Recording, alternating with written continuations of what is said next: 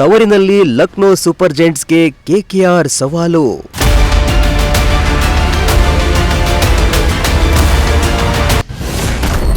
Hat trick ಸೋಲುಂಡ KKR ಎಂದಾದ್ರೂ ಗೆಲ್ಲುತ್ತಾ?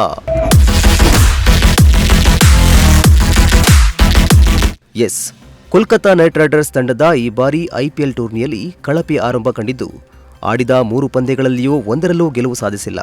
ಇನ್ನು ಇಂದು ಲಕ್ನೋ ಸೂಪರ್ ಜೈಂಟ್ಸ್ ವಿರುದ್ಧ ತವರಿನಲ್ಲಿ ನಡೆಯಲಿರುವ ಪಂದ್ಯದಲ್ಲಿ ಮೊದಲ ಗೆಲುವಿನ ನಿರೀಕ್ಷೆಯಲ್ಲಿದ್ದು, ಅಭಿಮಾನಿಗಳು ಕಾತುರದಿಂದ ಕಾಯ್ತಿದ್ದಾರೆ.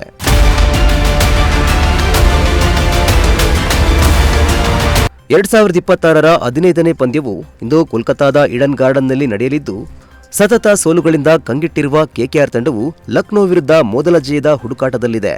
ಅಜಿಂಕ್ಯ ರಹಾನೆ ನಾಯಕತ್ವದ ಕೆಕೆಆರ್ ಮುಂಬೈ ಹಾಗೂ ಸನ್ರೈಸರ್ಸ್ ಹೈದರಾಬಾದ್ ವಿರುದ್ಧ ಸೋಲು ಕಂಡಿದೆ. ಪಂಜಾಬ್ ವಿರುದ್ಧದ ಪಂದ್ಯವೂ ಸಹ ಮಳೆಯಿಂದಾಗಿ ರದ್ದುಗೊಂಡಿತ್ತು. ಇನ್ನೊಂದೆಡೆ ರಿಷಬ್ ಪಂತ್ ನಾಯಕತ್ವದ ಲಕ್ನೋ ತಂಡ ಮೊದಲ ಪಂದ್ಯದಲ್ಲಿ ಡೆಲ್ಲಿ ವಿರುದ್ಧ ಸೋತಿದ್ರು, ಬಳಿಕ ಸನ್ರೈಸರ್ಸ್ ವಿರುದ್ಧ ಗೆಲುವು ಸಾಧಿಸಿ ಆತ್ಮವಿಶ್ವಾಸ ಹೆಚ್ಚಿಸಿಕೊಂಡಿದೆ. ಇನ್ನು ಕೆಕೆಆರ್ ತಂಡಕ್ಕೆ ಈ ಬಾರಿ ಬ್ಯಾಟಿಂಗ್ ಹಾಗೂ ಬೌಲಿಂಗ್ ಎರಡರಲ್ಲೂ ಸ್ಥಿರತೆ ಕಾಣಿಸುತ್ತಿಲ್ಲ. ಬ್ಯಾಟಿಂಗ್ ವಿಭಾಗ ಕೆಲಮಟ್ಟಿಗೆ ಸಮಾಧಾನಕರವಾಗಿದ್ದರೂ ಕೂಡ ಇಂದು ಮೊಹಮ್ಮದ್ ಶಮಿ ಅವರ ಬೌಲಿಂಗ್ ದಾಳಿಯನ್ನ ಹೇಗೆ ಎದುರಿಸಲಿದೆ ಎಂಬುದು ಕುತೂಹಲಕಾರಿಯಾಗಿದೆ.